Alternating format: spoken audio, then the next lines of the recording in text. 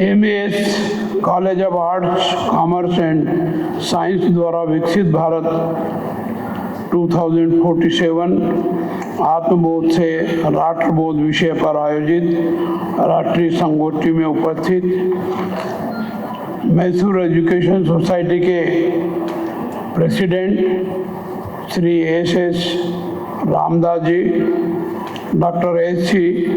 Sharma ji, MAS के chief executive doctor Hari Prasad ji, principal doctor आदर्श H G, समारोह में उपस्थित प्राध्यापकगण, शोधार्थी छात्रगण तथा विद्यार्थीगण, सम्माननीय अतिथिगण एवं मीडिया के महानुभाव, ಎಲ್ಲರಿಗೂ ನಮಸ್ಕಾರ. ನಾನು ನಿಮ್ಮೆಲ್ಲರನ್ನು ಹಾರ್ದಿಕವಾಗಿ ಸ್ವಾಗತಿಸುತ್ತೇನೆ. MAS college of arts commerce and science को स्वायत्त संस्थान का दर्जा प्राप्त होना उसकी उत्कृष्ट शैक्षणिक परंपरा, गुणवत्तापूर्ण शिक्षण और शोध एवं नवाचार के प्रति प्रतिबद्धता का प्रमाण है. मैं इस उपलब्धि के लिए संस्थान के प्रबंधन, शिक्षकों, विद्यार्थियों को हार्दिक बधाई देता हूँ. मुझे जानकर प्रसन्नता हो रही है कि MAS college of arts commerce and science द्वारा विकसित भारत 2047 आत्मबोध से राष्ट्रबोध विषय पर राष्ट्रीय संगोष्ठी का आयोजन किया जा रहा है. यह विषय अकादमिक विमर्श के साथ साथ भारत के भविष्य के मार्गदर्शन का दर्शन है. इस विषय का ऐसे समय में चयन किया गया है जब हमारा राष्ट्र स्वतंत्रता के शताब्दी वर्ष 2047 की ओर आत्मविश्वास के साथ अग्रसर है. हमारा भारत देश जीवंत सभ्यता, ज्ञान परंपरा और मानवीय मूल्यों का प्रतिनिधि राष्ट्र है.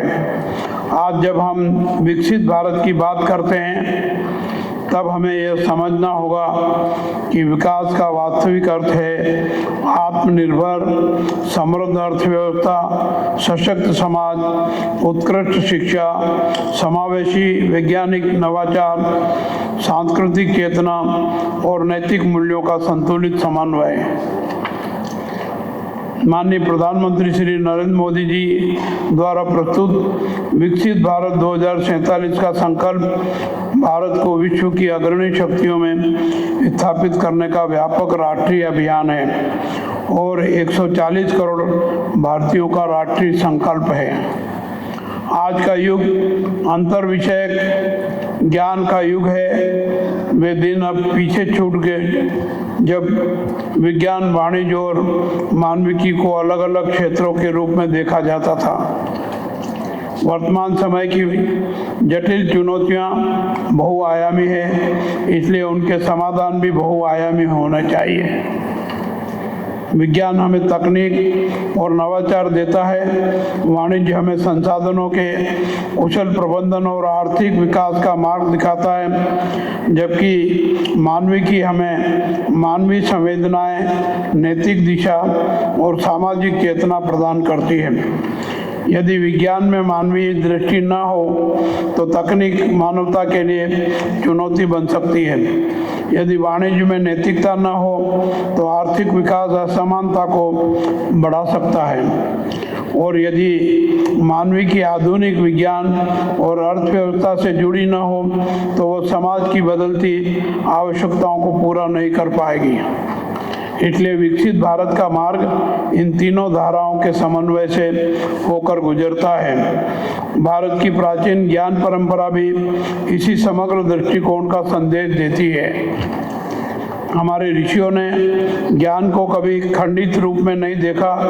गणित, खगोल विज्ञान, दर्शन, चिकित्सा, अर्थशास्त्र और साहित्य सभी को एकीकृत दृष्टि से विकसित किया गया है.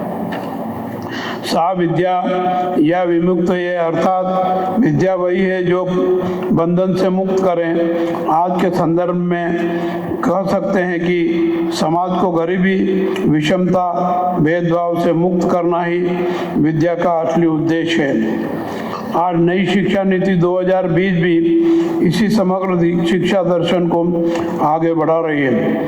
यह नीति विद्यार्थियों को विषयों की सीमाओं से मुक्त कर बहुविषयक शिक्षा को प्रोत्साहित करती है। भारतीय संस्कृति सदैव आत्मचिंतन और आत्मबोध की संस्कृति रही है। हमारे उपनिषदों में कहा गया है, आत्मानं विद्धि, अर्थात स्वयं को जानो। जब व्यक्ति स्वयं को पहचानता है, अपनी शक्तियों और कर्तव्यों का बोध करता है, तब वह परिवार, समाज और राष्ट्र के प्रति अपनी जिम्मेदारियों को भी समझता है। यही आत्मबोध आगे चलकर राष्ट्रबोध में परिवर्तित होता है। आज जब हम आत्मबोध से राष्ट्रबोध की बात करते हैं, तब हमें डॉक्टर भीमराव अंबेडकर जी, स्वामी विवेकानंद जी, आदरणीय श्री अरविंद जी और अनेक राष्ट्र निर्माताओं के विचारों को स्मरण करना चाहिए। इन सभी महापुरुषों ने आत्म परिवर्तन को राष्ट्र परिवर्तन का आधार माना। आज हमें यह समझना होगा कि राष्ट्र निर्माण की शुरुआत व्यक्ति निर्माण से होती है। यदि युवाओं में आत्मविश्वास, नैतिकता, अनुशासन और सेवा भावना होगी तो राष्ट्र स्वतः सक्षम होगा। विश्व आज कृत्रिम बुद्धिमत्ता, जैव प्रौद्योगिकी, क्वांटम कंप्यूटिंग, आंतरिक सुरक्षा, आंतरिक विज्ञान और हरित ऊर्जा के क्षेत्र में तीव्र परिवर्तन का साक्षी बन रहा है।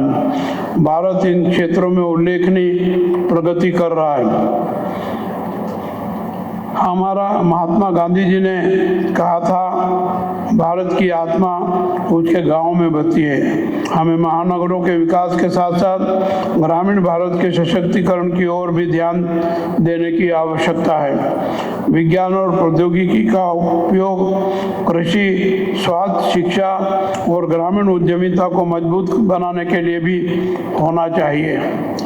वाणिज्य और उद्योग के क्षेत्र में भारत विश्व की सबसे तेजी से बढ़ती अर्थव्यवस्थाओं में शामिल हुए। स्टार्टअप, डिजिटल भुगतान, नवाचार और उद्यमिता के क्षेत्र में भारत ने वैश्विक पहचान बनाई है। आज भारत का युवा रोजगार खोजने वाला नहीं, बल्कि रोजगार सृजित करने वाला बनने की क्षमता रखता है। आर्थिक प्रगति के साथ साथ हमें सामाजिक समरसता, पर्यावरणीय संतुलन और सांस्कृतिक मूल्यों की रक्षा पर भी ध्यान देने की आवश्यकता है। विवेकानंद जी चाहते थे कि हमारा भारत आध्यात्मिक रूप से जागृत, सांस्कृतिक रूप से दृढ़ और आधुनिक प्रगति से समृद्ध हो। मैं युवाओं से आग्रह करता हूं कि विवेकानंद जी के आदर्शों को अपना जीवन मंत्र बनाएं। यदि हर युवा विवेकानंद जी की तरह आत्मविश्वास, त्याग और सेवा की भावना रखेगा तथा अपनी ऊर्जा को सकारात्मक कार्यों, नवाचार और राष्ट्र सेवा में लगाए, तो भारत फिर से विश्व गुरु भी बन सकता है। कर्नाटक राज्य का बेंगलुरु ज्ञान, नवाचार और तकनीकी प्रगति का वैश्विक केंद्र बन चुका है। यह राज्य शिक्षा, विज्ञान, सूचना प्रौद्योगिकी, जैव प्रौद्योगिकी और उद्यमिता के क्षेत्र में देश का नेतृत्व कर रहा है। मुझे विश्वास है कि MES जैसे संस्थान इस प्रगति को और अधिक गति प्रदान करेंगे तथा विकसित भारत के निर्माण में अग्रणी भूमिका निभाएंगे। इस राष्ट्रीय संगोष्ठी में होने वाले विचार विमर्श निश्चित रूप से विकसित भारत की दिशा में नए दृष्टिकोण और समाधान प्रस्तुत करेंगे।